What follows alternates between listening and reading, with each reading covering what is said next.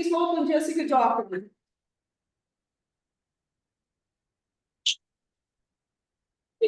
Oh my, when I hear that, I'm like, oh, what a great person. I want to get to know her. I'm so happy to be with you today. I'm honored to speak to this group. I've had several friends and peers be part of members of this group who have said nothing but incredible things about me. So honored to be here and to share my story. When I got the email to speak for you, it was this idea that I share my story and how growing up here, do what I do, and kind of connect what I do into this idea of environmental responsibility and sustainability. So that's what I've done. I will talk a little bit about the TWIG transportation improvement. Please feel free to ask me any questions you have. I will do my best to answer them. Okay, so me, Jessica Dauphin, I call myself a Middle Tennessee wildling. And by the way, you are the first group to see this presentation. This is brand new, just for you, created for TWIG, because this is the first time I've ever really connected how I grew up to what I do.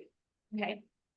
So yes, I grew up in Pegram, Kingston Springs area. We were roaming around the hollers, as we call them, and playing in the woods. I live in the country, but boy howdy did the city always call to me. I tell you what.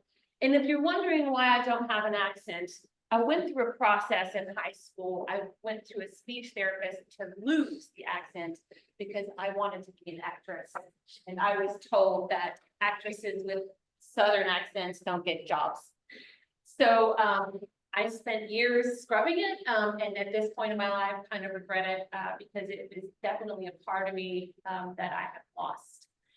But yes, I did grow up running around the hollers and doing all the fun stuff that country kids do, but dreamt of the city. So as much of as the country life nurtured my body and soul, the city life had me wrapped. So the work that I do today, I feel compelled to protect both. And there is no better way to protect our green space and rural life while strengthening our urban fabric. No tool is stronger than managing our transportation system. So here's my path to get where I'm at today. I grew up, graduated high school at Harpeth High, not Harpeth Hall. I was not that privileged or fortunate. But I went to MTSU, graduated with English and history degree, got my feet wet in starting an on-campus organization, and then I was hooked into the nonprofit world. Out of college, I got a job at a women's health nonprofit where I learned fundraising, community organizing, built volunteer programs, they didn't even have a social media yet. That's how long ago that was. I did that. Matter of fact, in that office, I was the youngest person and was the office wizard. So I could always get technology to work and connect with each other. And now I find myself wandering around the office, like, can someone help me make this work? So come full circle, I have been out in the workforce that long. Cut all my teeth on that and then landed the job at Transit Alliance of Middle Tennessee in 2017 as the associate director. And before I accepted that position, I thought to myself, holy cow, what does transportation have to do with anything that I find important? I'm out here community organizing, trying to get people to be more autonomous and use their voice and live better lives. Whoa. Boy, did I have a wake-up call when I started researching what transportation and transit would be for people. It was the most basic foundation of the work that I was already doing that there ever could be. It was a wild confluence for me to find. Because individual freedoms are directly tied to mobility. And I already knew that. Holy cow, I grew up in Pegram off of a dirt road. It was dirt and gravel. And let me tell you, there was no walking anywhere except for in the woods. Right?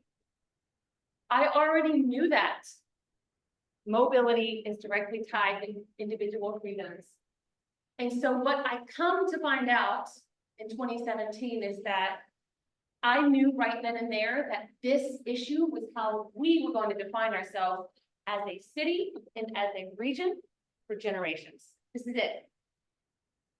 This is who we're going to be for. This is how we unveil ourselves. This is how we're going to go down in history. We're living in such an interesting time in Nashville and in Middle Tennessee right now. We are living history, but that history is still our future. It's wild. So in any case, the Transit Alliance vision is for Middle Tennessee's 10-county region to be connected through safe, reliable, connected transit that will support our strategic growth. And that's an important word to throw in there. It's not just growth. This is strategic growth. Again, I'm going to go back to why I'm doing what I do. I want to protect our green space and rural living while strengthening our urban fabric, right? And our mission is to serve as a forum for businesses, nonprofits, government agencies, and neighbors so that we can educate, empower, and advocate for multimodal transit solutions.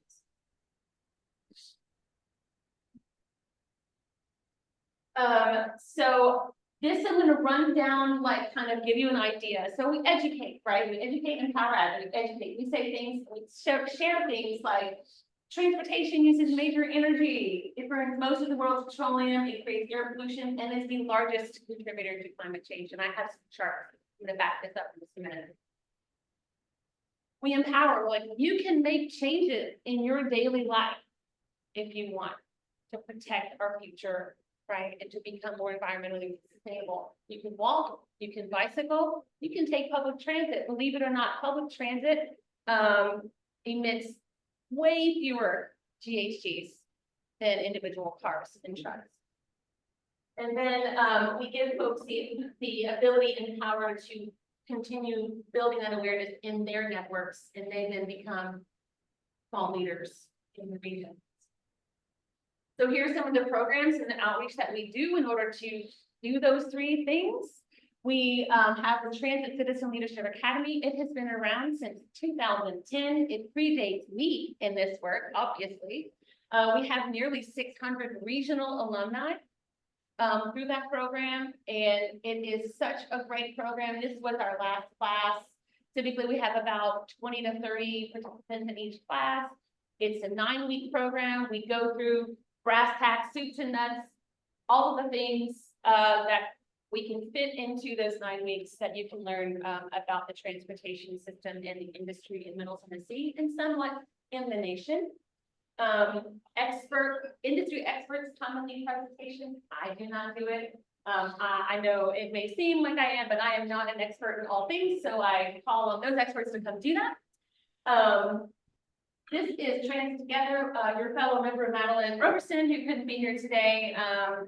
She with Network for Sustainable Solutions and the Transit Alliance. We have been partnering since last year to host Transit Together, which is community engagement and outreach, where we are truly out in the community. We are listening, we are learning, and we are sharing information. Again, going back to that educate, empower, advocate. And here again is Transit Alliance out in the community doing the work to educate our members. So I promised you some data back up to that first. Number one is that driving your cars is the most emitting most of our GHGs and harming our environment. So this is Tennessee. I'm going to go Tennessee, and then I'm going to share U.S. numbers. Okay, Tennessee, nearly 40% of our emissions are coming from our transportation sector. That is higher national, which is only nearly 30% coming from transportation sector. Okay, and here's where I got these numbers. But what's compelling to me in again, why where we are in Nashville, Middle Tennessee right now is so important. We're living history, but that is still our future. It remains to be seen how we're going to write it. What we can do, the single most important thing we can do, help be more environmentally responsible. Nearly 60% of the overall entire transportation sector emissions comes from light-duty cars and trucks. That's the cars and trucks that we drive every day to get back and forth to work. That's not big trucks. That's over here.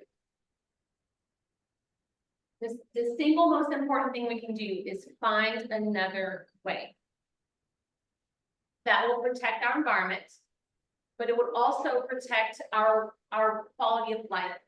It will protect our green space. It will protect our rural areas. It will protect our agricultural areas. And it will also strengthen our urban framework. I grew up here. My dad grew up literally right here, basically where we're standing in this West Nashville area. And I wish I could paint for you the changes that I have seen here. Driving in, yes, I do drive a car. I'm going to accommodate myself. But I'm always astounded when I see people walking and being out in the community here, because growing up here, it was not like that. Just wasn't like that. I love that change. I want to see more of that change. But how do we get to that change? We make investments so that people can opt to do those things. So this is where I head into the Choose How You Move program. Any questions about the Transit Alliance or me before I hop into writing our future? No? Okay. So how many of you have heard of the Choose How You Move program? All of you, right? Nearly. How many of you are familiar enough with it that you know what's in it? Couple, okay. So I won't spend a lot of time on it unless you have specific questions I can answer. It was really great to be on that technical advisory committee. There were lots of questions and back and forth across those tables about what should be in the plan and how much and all that. So I'm so proud of this. Yeah. I'm going to be involved just like a little bit to get all more information about it. Great. Yes, because to that end, thank you so much. What a great little point. I'm a 501c3. I can't express to you which way to vote. I can just say it's great policy. So there's safety underscores everything in Choose How You Move. It's all underscored with safety. So that's one of the S's. The other three S's are signals, sidewalks, and service. Signals are important for not just more efficient flow of traffic. Of course, we know that idling cars create more GHGs than moving cars. So there's that. But it also improves safety for those who are walking and biking. And it will allow buses and first responder vehicles priority as needed.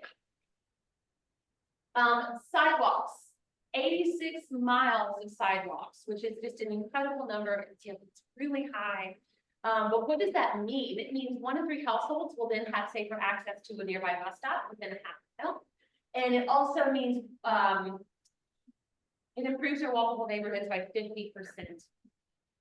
We are so woefully behind in sidewalks that 86 miles improves walkable neighborhoods by 50%. And that is a great number. And that's not just if you're catching the bus. That's if you want to walk your dog or walk with your mom after dinner. That is important lifestyle amenity. And then better bus service. Look, this is just an overview. I'm not going to go into all of the potential that we could get, but 24/7, 365 bus service for the first time ever in Nashville's history. And as a hospitality industry, that is critical. Parking downtown is not just a nightmare, it is hella expensive for hospitality workers. And this would be an incredible support for them and their livelihood. Of course, more frequent service, meaning, getting more of our routes to 10 or 15-minute headways instead of 30, 45, or 55-minute waits. Right? Improve safety and security, more cameras, more, actual security people on buses and at stations. 285 stop improvements, more crosstown connectors, 12 transit centers, and 17 parking lots. And I'll just keep it. So, this is our decision and our future. We can opt for more of the same that will continue to get worse. I don't have it in here, but the Greater Nashville Regional Council and our Metropolitan Planning Organization has a slide. It's two images of Middle Tennessee region, and they call it the heart attack slide. How many have seen this? Oh, just one. So no, back there. So yeah, that is today's congestion, and it's a bunch of red lines, the one exactly where you think it would be going, right? It's all of our arteries and our interstates are completely red. But also in 2045, all of those are also red, but they're darker red, which means we're going to see more congestion on our roads, and there are more congested roads. So there are more red lines. And my friends, that is after $10 billion of investment in those roads. It will not get any better until we decide to make it better. We have to invest in other ways. So Choose How You Move is saying, hey, half cent sales tax, about $60 a month, $72 a year, or 50 cents for every $100 you spend.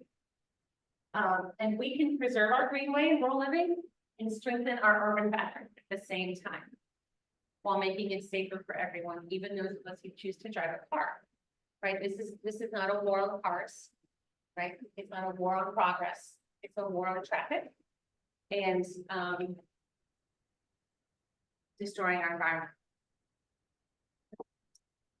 So there is no more critical time for you to get involved with the Transit Alliance or other transit supportive nonprofits. Your city and your region definitely needs you and your voice this very moment. As I keep saying, we are writing history, yet it's still to be written. Right? We have until November 5th to do that. Who we're going to be for the next few generations, right? Get involved. You can do the TCLA program. It's free. It's 9 weeks. You get to network. You become a thought leader. You get to network with other thought leaders. You listen to experts. You learn. You support policies and you drive solutions. Get involved and volunteer with Madeline and I. Right? Get out there at those tables for transit together and help us talk to folks where they are and help educate more people and empower more people around this issue and why it's important. Nothing is more effective than your own passion about why you're doing what you're doing. And then sign up for our emails so you get the opportunity to participate in regional significant surveys from the GNRC, from TDOT and TDEC. I share everything I can. In DOT, you name it. And continue driving those solutions and supportive policy. Your support equals better events, more informative programs, and a sustainable future for our region. October 3rd, we're hosting a breakfast for better mobility. We'd love to have you there. We're going to have a national speaker come. We'll have a fireside chat with some regional mayors and talk about the importance of a connected and strategically growing region. TCLA, of course, starts up in 2 weeks. That's really close. I get it, but it's totally worth it, and it goes by so fast. And that's all I have. This is when we did Transit Month in April. I realized that there were a number of TCLA alumni in attendance, so I pulled them all together and took a photo and went up to Choose How You Move bus because I just thought it was so neat.